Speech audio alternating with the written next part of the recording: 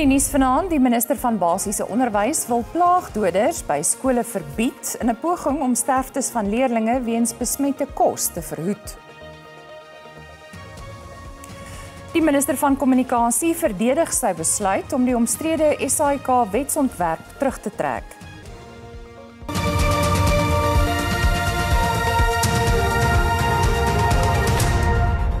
Goeienaand en welkom by die Afrikaanse nuus op S3. Plaagdoders gaan landwyd by skole verbied word. Die aankondiging deur die minister van Basiese Onderwys, Siviwe Gwagube, volg na die dood van 6 kinders in Naledi en Soweto weens organofosfaat vergiftiging. Organofosfaat kom in 'n plaagdoder voor wat in die landboubedryf gebruik word. Die kinders is dood nadat hulle blykbaar versnaperings geëet het wat met die chemiese bestanddeel besmet was en deur sommige Spaza winkels gebruik word om rotte dood te maak. Die minister het gepraat tydens 'n ontmoeting met sakelui oor samewerking in die onderwyssektor. Sy sê haar departement is uiters bekommerd oor die toename in voedselverwante siektes en sterftes onder leerdlinge. Sedert Oktober verlede jaar is meer as 20 kinders dood en honderde vir voedselvergiftiging behandel nadat hulle na bewering kos van informele handelaars gekoop het. We have partnered with the Department of Health to say we will be part of the solution with the NICD. I also announced last week that I am moving to ban such pesticides from being in schools to begin with, because in some schools we store the school nutrition program food at the school. Gwagube sê daar is ook kommer oor laerskoolkinders se lae vlak van geletterdheid. Volgens haar is daar te veel fokus op matriekuitslae en word onderwys in die fondasiefase afgeskeep. Die minister het 'n beroep op die sakesektor gedoen om met haar departement saam te werk om onderwyskwessies op te los. If children are not able to read, write and count right from the beginning, you are letting them down and the quality of the actual system is compromised. There has been a good collaboration between the private sector and the Department of Basic Education for years, but one that has to be refreshed and renewed on an ongoing basis. And that was the purpose today. The minister was saying that she would actually continue to engage with the captains of industry on how much of these investments are actually reoriented to the priorities. Die departement van gesondheid is steeds besig met 'n ondersoek na die oorsprong van die organofosfaatvergiftiging in Soweto en die oorsake van die ander voedselverwante siektes en sterftes in die land. Die premier van Gauteng, Panyaza Lesufi, het gister aangekondig dat die verkoop van die plaagdoder Terbofos wat organofosfaat bevat in die provinsie verbied gaan word. Intussen sê die Action SA-leier Herman Mashaba, die weermag moet ontplooi word om op alle Spaza winkels landwyd toe te slaan. Mashaba sê die regering moet dringend ingryp om alle Spaza winkels in buitelandse besit te sluit om verdere sterftes weens voedselvergiftiging te voorkom. Action SA sê genoeg is genoeg. Mashaba het die regering daarvan beskuldig dat hy buitelandse burgers ten koste van Suid-Afrikaners prioritiseer. Na die sterfte van 23 kinders in Gauteng, sê Mashaba dit verg dringende aandag voordat dit vererger.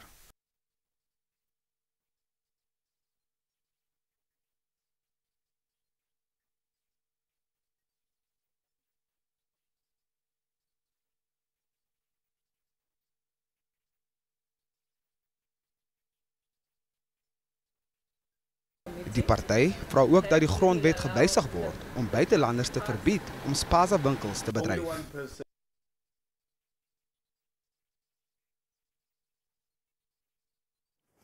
Ons gaan voort. In die Bloemfontein Landdroshof het die 29 verdagtes vlugtig verskyn wat verlede week in hegtenis geneem is vir die plundery van Spaza winkels in buitelandse besit. Die plundery het glo plaasgevind nadat leerdlinge van die Ihobe intermediaire skool beweer het dat hulle siek geword het nadat hulle peselhappies en lekker goed van Spaza winkels geëet het. Die afsonderlike klagtes sluit die kwaadwillige beskadiging van eiendom, openbare geweld en diefstal in. Die staat het nie borgtog teengestaan nie. Die Departement van Water en Sanitasie het Suid-Afrikaners verseker dat die land se water nie besig is om op te raak nie. Dis ondanks entiteite soos Johannesburg Water wat die watervloei tussen 9 uur saans en 4 uur soggens gaan verminder om reservoirs kans te gee om te hervul. Die stad is van plan om dit deurlopend vanaf 14 November toe te pas tot die stelsel weer normaal funksioneer. Johannesburg ervaar toenemende ontwrigting met watertoevoer weens onder meer verhoogde aanvraag.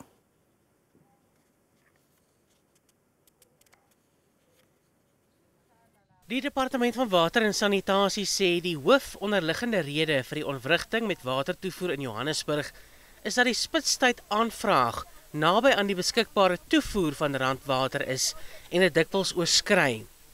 Volgens die departement is die vraag-aanbod verhouding vir behandelde water in die stad knap en bly die stelsel kwesbaar. Randwater kan, soos die situasie tans daar uitsien, nie nog enige water aan munisipaliteite verskaf nie. Ander maatreëls wat Johannesburg Water nou gaan toepas, is die aanstel van 'n span kontrakteurs vir noodherstelwerk, 'n toename in die aantal spanne wat reeds op bystand is gedurende die week en naweek om lekkasies en gebarste pype te herstel, die verbetering van lekkasie-reaksietye van 48 tot 24 uur, meer beskikbare vragmotor vir sy lekkasie herstel en instandhoudingsspanne, en die afsny van onwettige verbindings in informele nedersettings. Hoewel die departement erken daar is 'n krisis, ontken hy daar is 'n droogte. Gauteng has no drought. We are not in a drought situation in Gauteng. Yes, we are in a crisis.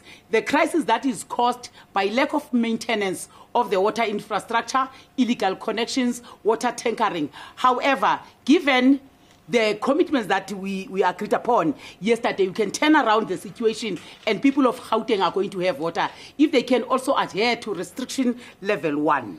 Die provinsie wil hê daar moet aan die gebruiker betaal beginsel voldoen word. Die Johannesburgse Metroraad en Eskom het ooreengekom dat 'n onafhanklike kenner aangestel word om die rekeninggeskil tussen die twee te besleg.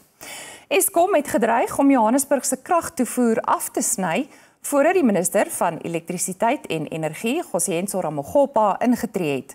Die kragvoorsiener sê die Goudstad skuld om 1,4 miljard rand op sy lopende rekening en het 'n bykomende 4,9 miljard rand se historiese skuld. Johannesburg voer egter aan dat Eskom se rekeninge nie ooreenkom met meterdata nie. Ramogopa sê gebeure in Johannesburg weerspieël die res van die land, waar landwyse munisipale skuld aan Eskom in die afgelope 3 maande met 12 miljard rand gestyg het tot 90 miljard rand. Die minister het Johannesburgers verseker dat daar nie elektrisiteit swaard oor hulle koppe hang nie. You can kick the can down the road as you like, but for as long as people are not paying, or as long as there's significant contraction in the South African economy, City Power will not be able to collect what is required. Albei partye het ooreengekom om hulle regsgeskille te laat vaar. 'n Onafhanklike tegnikus, vergesel deur 'n tegnikus van elk van die partye, het 14 dae om die rekeninggeskil uit te sorteer. Die Johannesburgse kragvoorsiener City Power sê die probleem duur reeds jare en word vererger deur kommunikasiemislukking en toenemende elektrisiteitsdiefstal. So when we are sitting with customers that have breached their meters, energy theft, we still have to pay that electricity through to Eskom. When we are sitting with customers that we've actually given them a bill and they're not honoring their bill, we still need to pay that through to Eskom. And unfortunately, we've been in a process where we're incurring losses because some of our customers are either stealing that electricity or just not honoring their bills. It seems to be a metering and a billing dispute. And it amazes me that City Power does not have main and check meters on its side of the intake to check Eskom's main and check meters. They do have main and check meters. And therefore, how can City Power dispute the accuracy of metering when it doesn't have its own check meters in place to check the accuracy of Eskom's billing? Volgens Ramogopa is 'n langdurige oplossing vir die saak nodig om met stygende skuld aan Eskom die berekening van kragtariewe beïnvloed. Gure weerstoestande in en rondom Kimberley in die Noord-Kaap het veroorsaak dat talle inwoners en sakeondernemings sedert Vrydag in donkerte gehul is.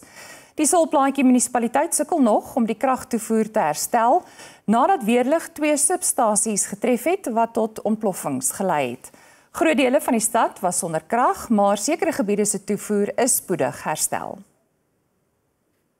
Die 55-jarige Emily Mohammed sê haar hele maand se vleisvoorraad is bederf en dat sy nie weet hoe sy die maand gaan oorleef nie. My kos kan nie meer hou nie want die yskas loop af, die krag is nie aan nie, die kinders kan nie skool toe gaan nie, ons kan nie stryk, hulle se skoolklere strykie, ons kan nie dinge sien, ons kan nie eens was nie. Baie inwoners is gefrustreerd gelaat.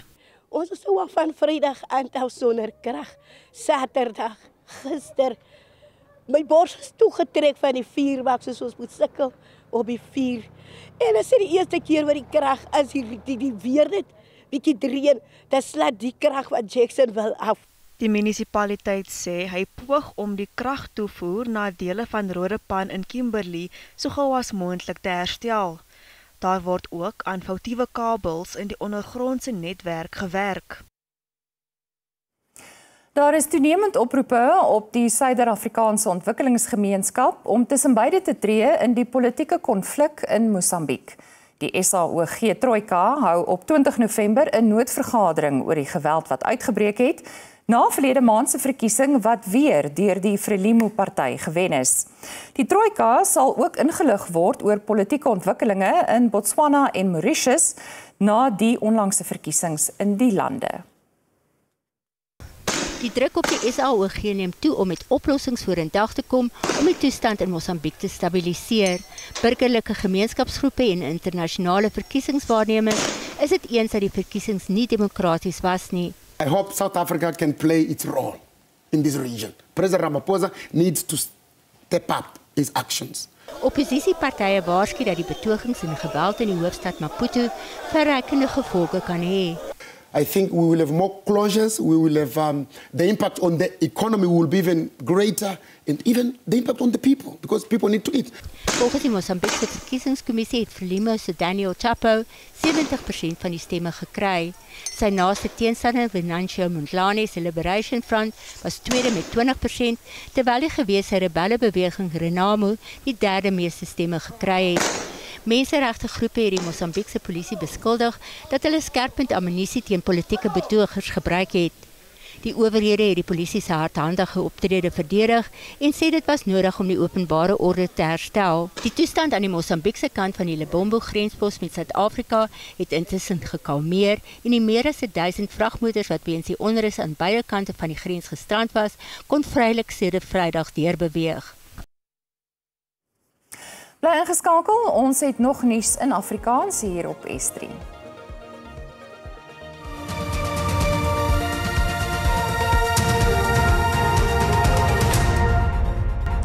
Ons gaan voort. Die minister van Kommunikasie en Digitale Tegnologie, Solly Malatsi, het sy besluit verdedig om die omstrede SAIK-wetsontwerp terug te trek. Die besluit het gemengde reaksie ontlok. Die voorsitter van die portefeuljekomitee oor kommunikasie het dit as ondeurdag beskryf. Die wetsontwerp het ten doel om die huidige uitsaaiwet te herroep en die bestaan van die korporasie deurgaans te reguleer. Malatsi het sy mag as minister gebruik om die parlementêre spreker in te lig dat die wet onttrek word. Een van die redes wat hy voorgehou het, hou verband met die SAIK se befondsingsmodel. Right now we need a credible funding model for the SABC. The bill as it is does not answer, in my view, the question around, a sustainable funding model that will empower the SABC to be on the path of that financial sustainability and suitability that we need. And in addition to that, if you look at the written submissions that were provided to the bill, there's a lot of criticism in terms of the key components of the bill around the risks of editorial independence, around the risk of the appointments of the board, and those things I feel that are very important to refine the bill, but most importantly we need to dedicate our energy towards that key funding model, and it is for those reasons that in exercising my duties as the minister I've then withdrawn the bill. Die voorsitter van die portefeuljekomitee oor kommunikasie het die stap gekritiseer. If you look at this particular bill, I mean, it was initiated in 2018 or even earlier, and it took a whole 5 years before it appeared in Parliament. And that is our vehement opposition to this decision that the Minister is taking. We think that we could have moved quicker to ensure that we put in place a sustainable funding model for the SABC and resolve the other issues. Volgens Malatsi sal verdere wysigings aan die wetsontwerp nie in die beste belang van die SAIK of Suid-Afrikaners wees nie en sal 'n getekende finansiële plan die beste uitweg wees. Diko sê Malatsi se besluit gaan die laaste spyker in die openbare uitsaaier se doodskus wees. Die Oos-Kaapse regering sê die Jilin provinsie in China gaan R200 miljoen in die provinsie belê.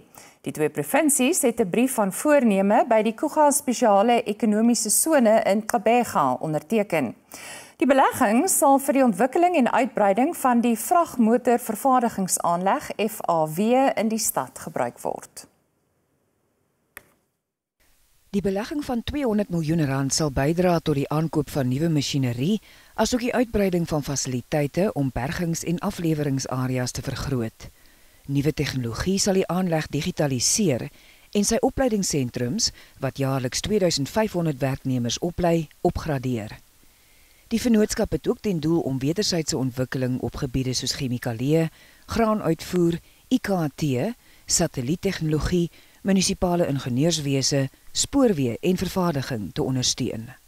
FAW has been in the country for 30 years and also they've been in the Kuga SCZ for 10 years. This is an expansion plans from them to grow. This is very important for the Kuga SCZ. It cements the position of the Kuga SCZ as the heart, as the Eastern Cape is the hub of the country in terms of automotive. Die provinsie is tans in 'n tegniese resessie en die motorsektor is steeds die ruggraat van die provinsie se ekonomie. Daar word dus gehoop dat hierdie vennootskap die ekonomiese vooruitsigte sal verbeter. You go in China, you see the road infrastructure even where there are no people. They are just driving that because it's critical as an enabler for economic development. So we want to really push in this term our GDP contribution in the country above the 2 digits. Currently, it has been stuck in 7% for years. So we are really focusing on that, and that deals with the microeconomy. Die Jilin provinsie vervaardig ook hoëspoedtreine, maar Boyani hoop dat so 'n trein uiteindelik al die groot stede in die Oos-Kaap met mekaar sal verbind om reistyd en padsterftes te verminder.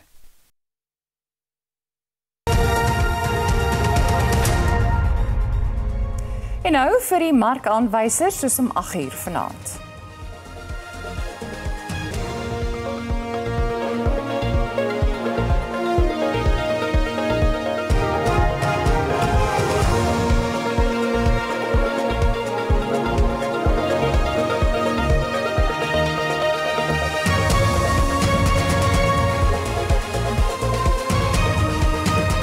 Ons gaan net hierna voort met die sportnuus van die dag en die weervooruitsigte vir môre. Bly ingeskakel.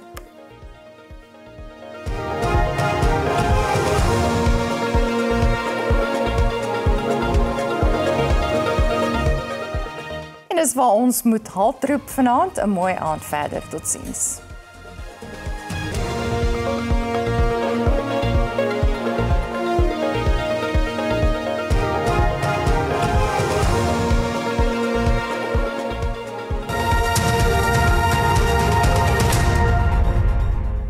Goeienaand en hartlik welkom. Kom ons kyk wat die weer vir ons inhou. Wat vandag aanbetref, mooi weer kan verwag word in die westelike dele van die land met versprei tot wyd verspreide buie wat verwag kan word in die oostelike helfte van die land. Lig tot matige wind kan verwag word langs die kus asook in die binneland.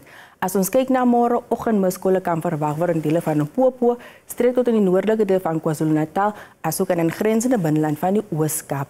Wyd verspreide buie tot verspreide buie kan verwag word in noordoostelike dele. Daar is verskeie waarskuwings uitgereik deur die Suid-Afrikaanse Weerdiens vir vandag Verhewige donderbuie in dit streek oor die grootste dele van die noordweste tot oor die Vrystaat tot in dele van KwaZulu-Natal, asook in Lesotho. Swaar reën kan ook verwag word in die grootste dele van Mpumalanga, asook in Limpopo, en dit gaan gepaard met swaar wind, sterk reën en klein haal. Die weerwag geld ook vir môre vir swaar reën asook hewige donderbuie in dit streek van Limpopo tot in die noordweste in die grootste dele van die Vrystaat en die westelike helfte van KwaZulu-Natal. Toestand is ook gunstig vir die ontstaan van veelbrand en dit kan verwag word in dele van die Noord-Kaap. Kom ons kyk nou ons minimum en maksimum temperature. In Gauteng, temperature kan verwag word laat 20s, Pretoria se maksimum is 22 grade, Johannesburg het 'n minimum van 15 en 'n maks van 21. Dan beweeg ons na Limpopo, wyd verspreide buie kan verwag word in die provinsie, anders is dit koel tot warm Bela-Bela, eerder in Mokopane se maksimum daar is 24. In Mpumalanga verspreide buie kan verwag word, dit is koel in hierdie provinsie, Middelburg het 'n minimum van 13 en 'n maks van 19 grade, Makona se minimum daar is 14 met 'n maks van 20.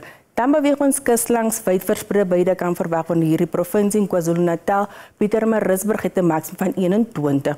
In die Oos-Kaap gedeeltelik bewolk, asook koel tot warm, Graafrenet het 'n maks van 31 grade, Oos-London se minimum daar is 15 met 'n maks van 25, Gqeberha se maksimum is 27 grade. Dan in die Wes-Kaap, dit is gedeeltelik bewolk, ander dit sonnig in die binneland, dit is ook baie warm in hierdie provinsie, Beaufort Wes het 'n maks van 31 grade, Vredendal en Killen-Williams se maksimum daar is 30.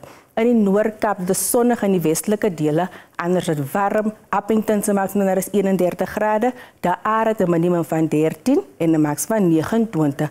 Dan beweeg ons terug na die binneland, onthou wyd verspreide buie wat verwag kan word. Die waarskuwing is ook uitgereik vir hierdie provinsie. Dit is temperature in die hoë 20s kan verwag word, Botawil het 'n maks van 27 grade.